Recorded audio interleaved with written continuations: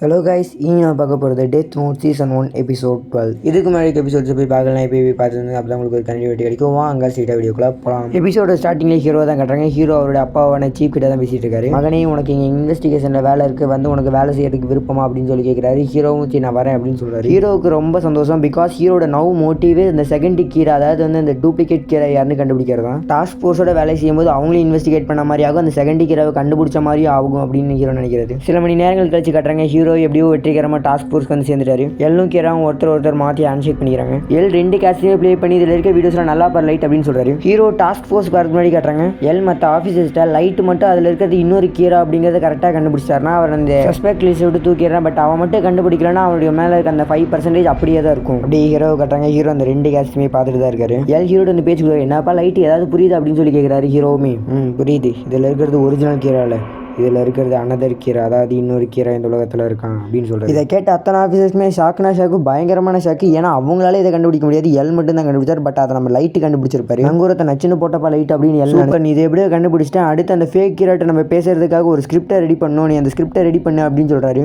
ஹீரோவுமே ready பண்ண ஒத்துக்கிறாரு. கொஞ்சம் நேரம் கழிச்சு கேட்டுறாங்க. ஹீரோ எப்படி ஸ்கிரிப்டை ரெடி பண்ணிட்டாரு போது இதை போய் எல்கிட்ட தராரு. எல்லும் படிச்சு பார்த்துட்டு சூப்பர்ப்பா, ஒரிஜினல் கீராவே தோற்றுவோம் போல இருக்கு, அந்த அளவுக்கு ஸ்கிரிப்டை தயார் பண்ணி வச்சிருக்கு அப்படின்னு சொல்லி ஹீரோ பாராட்டுறாரு. ஹீரோ கிரியேட் பண்ண அந்த கீராவோட ஸ்கிரிப்டை பக்கத்து நியூஸ் சேனலில் கொடுத்துருக்காங்க. இதை அந்த அனதர் கீரோவான இம்பாஸ்டர் கீரோவும் கேட்டுட்டு தான் இருக்கா. அதுவும் வீட்டில் இருந்தபடியே டிவியோட ஹெல்ப்பால. அந்த வீடியோவில் ஹீரோ பொதுமக்கள் எல்லாத்துக்கும் இதுக்கு முன்னாடி நடந்த சம்பவத்தை நீங்கள் எல்லாரும் பார்த்துருப்பீங்க. அந்த சம்பவத்துக்கு நான் காரணம் கிடையாது. நான் எப்பயுமே கெட்டவங்களை மட்டும்தான் கொள்ளுவேன், என்னுடைய பணியில் தடையாக இருக்கவங்களை மட்டும்தான் கொள்ளுவேன். மற்ற யாருமே நான் என்றைக்குமே கொலை பண்ண, யாரும் என் பேரை தப்பாக பயன்படுத்தி எல்லாத்தையும் கொலை பண்ணிட்டு இருக்காங்க. அதுக்கு காரணம் நான் கிடையாது, நான் கிடையாது, நான் கிடையாது. இதெல்லாம் ஹீரோ பேசி முடிச்சிருக்கா. நமக்காக கீரா இந்த அளவுக்கு டைம் எடுத்து பண்ணியிருக்காரு. கீராக்காக நாம் இன்னொரு கேசட் அனுப்பு அப்படின்னு சொல்லி அனுப்புறோம். அந்த கேசட்டில் இருக்க வீடியோவை எல்லா டாஸ்க் ஃபோர்ஸ் ஆஃபீஸுமே கேட்டுட்டு தான் இருக்காங்க. அந்த வீடியோவில் கீரா, நான் ஒரு மிகப்பெரிய ஃபேன். நீங்க எப்படிப்பட்ட உலகத்தை உருவாக்க நினைக்கிறீங்களோ அப்படிப்பட்ட உலகத்தை நானும் உருவாக்க நினைக்கிறேன். கிட்டத்தட்ட நீங்களும் நானும் ஒன்னா தான் செய்யணும். இப்போ சொன்னோன்னு இதை கேட்ட ஹீரோக்குலாம் பயங்கர டென்ஷன். இந்த ஸ்டூபிட் என்னையும் அவனையும் சேமன்னு நினைக்கிறான். அவனும் அவனை மாதிரிலாம் இல்லை, அப்படிப்பட்ட ஒரு பரிசுத்தமான காரியத்தை பண்ணிட்டு இருக்கான். பட் அவனை என்ன சொல்றதுனே தெரியல. அவன் விடுற தடையத்தால நானும் மாட்டுறதுக்கு நிறையவே வாய்ப்பு இருக்கு அப்படின்னு ஹீரோ நினைக்கிறாரு. அந்த வீடியோல கீரா, நான் உங்களை மீட் பண்ணணும்னு நினைக்கிறேன். நம்மளுடைய மீட்டிங் அப்ப நான் உங்களுடைய டெத் நோட்டை தொடர்ந்து உங்களுடைய ஷினிகாமி பார்க்கணும். இதை கேட்குற ஹீரோக்கெல்லாம் தூக்கி வாரி போட்டுரும். என்ன ஷினிகாமிக்கு இப்படி ஓப்பனா பேசிட்டானே, டெத் நோட்டுங்கிறது ஓப்பனா பேசினது உங்களுக்குலாம் கேட்டுச்சா என்ன பண்றது. பட் அங்க இருக்க எல்லாருமே அந்த வீடியோவை கேட்டுறாங்க. அவருடைய அந்த வேர்டையும் நோட் பண்ணிடுறாங்க. இதை கேட்கற பயங்கரமா ஷாக் ஆயிடுறாங்க. அங்க இருக்க ஆஃபீஸில் என்ன ஷினிகாமி அப்படின்னு சொல்லி ஷாக் ஆயிடுறாங்க. ஹீரோ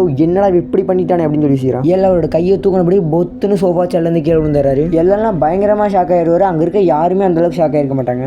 அங்க இருக்க எல்லாத்துக்குமே இந்த ரியல் கீரா, ஃபர்ஸ்ட் கீரா கூட அவரோட பேப்பர்ஸ்ல ஷினிகாமி பத்தி நோட் பண்ணாரு. இப்போ இந்த பொண்ணுமே ஷினிகாமி பத்தி சொல்றா. அப்ப இந்த மாதிரி கில்லர்ஸ்க்கும் ஷினிகாமிஸ்க்கும் ஏதோ சம்பந்தம் இருக்கு அப்படின்னு சொல்றாரு. கீழே விழுந்த மறுபடியும் சோஃபா சேர்ல இருந்து உட்காந்துக்கிறாரு. பட் ஹீரோ மட்டும் புத்திசாலித்தனமா நம்மளால அப்படி எடுத்துக்க முடியாதுல. கீராவுக்கு நல்லாவே தெரியும் நாம இந்த கேஸை எடுத்து நடத்திட்டு இருக்கோம். ஸோ கீரா இந்த கேஸ் எப்படியாவது வெளியில வரதான் பார்ப்போம். நம்மளை தசை திருப்பதுக்காக மரண கடவுளையும் இறக்கி விடுறானோ, மரண கடவுள் அப்படிங்கிற ரூல் அவங்ககிட்ட இருக்கிற மாதிரி கட்டிக்கிட்டு நம்ம யாருமே காடை எதிர்க்க மாட்டோம். ஸோ இதை தான் அவனும் எதிர்பார்ப்பான் அப்படின்னு ஹீரோ சொல்றாரு. நீ சொல்றது ஃபேக்ட் தான் லைட்டு அப்படின்னு சொல்லுவாரு. இந்த சைட்ல ஏதோ ஒரு பொண்ணை கேமரால வளைச்சு போட்டு இருக்கிறாங்க. இந்த பொண்ணு வேற யாருமே, அதாவது ரெண்டாவது கீரா. இந்த பொண்ணு மக்களை பொறுத்த வரைக்கும் வெளியில ஒரு மாடலா இருப்பா. வீட்டுக்கு வந்து பெட்ல அப்படியே சலுப்பா படுத்துக்குவா. அந்த பொண்ணு தன்னுடைய ஷினிகாமிட்ட பேசுவா. அந்த ஃபீமேல் ஷினிகாமியோட பேர் ஆமா ரியூ, கிங் ஆஃப் த ஷினிகாமிட்டு இருந்து ஒரு டெத் நோட் வாங்கிக்கும். பட் உங்ககிட்ட மட்டும் எப்படி 2 டெத் நோட் இருக்கு அப்படின்னு அந்த பொண்ணு அந்த ஷினிகாமி பத்தி கேட்பா. அதுக்கு அந்த ஷினிகாமி மரணமே இல்லாத ஷினிகாமிஸ்க்கு கூட ஒரு மரணம் இருக்கு, அந்த மரணம் எப்படி வரும்னா லவ்வால தான். எஸ், காதல் தான். ரெம் ஷினிகாமி அந்த பொண்ணுகிட்ட ஒரு ஃபிளாஷ்பேக் சொல்றா. ஒரு ஷினிகாமி ஒரு பொண்ணு மேல காதல் வயப்பட்டு ஷினிகாமி வேர்ல்ட்ல இருந்து அந்த பொண்ணையும் ஆல் டைம் வாட்ச் பண்ணிட்டு இருக்கும். பட் ஒரு நாள் அந்த பொண்ணுக்கு ஒரு மிகப்பெரிய பிரச்சனை வரும். என்னதுன்னா அந்த பொண்ணுகிட்ட வந்து ஒருத்தன் லவ் சொல்லுவான். பட் அந்த பொண்ணு ரிஜெக்ட் பண்ணிடும். நீ என் லவ்வே ரிஜெக்ட் பண்ணிடுற, நீ எனக்கு கிடைக்கலாம் வேற யாருக்குமே கிடைக்கூடாது அப்படின்னு சொல்லிட்டு அந்த பையன் அந்த பொண்ணை கொலை பண்ண போவான்.